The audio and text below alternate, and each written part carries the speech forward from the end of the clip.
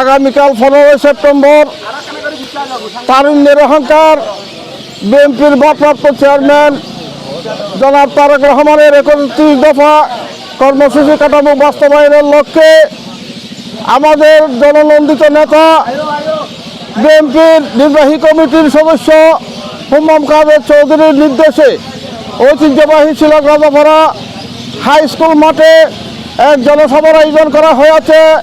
ওই জনসভায় প্রধান অতিথি হিসেবে উপস্থিত থাকবেন জননন্দিত নেতা উদীয়মান তরুণ নেতা জনাব হুম্মাম কাদের চৌধুরী।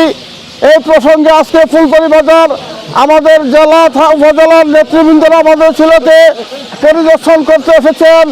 আমরা সিলেটবাসী যারা আছি সবাই এখানে উপস্থিত হয়েছি।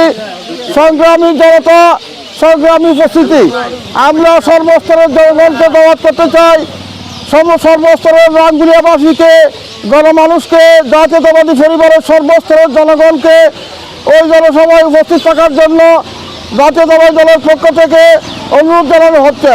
তাই আপনারা সদল বলে আগামীকাল জনসভাকে উপস্থিত হয়ে সাফল্যমণ্ডিত করে তুলবেন, এই বলে আমি আমার বক্তব্য শেষ করলাম। খুদা হাফেজ, আসসালামু আলাইকুম।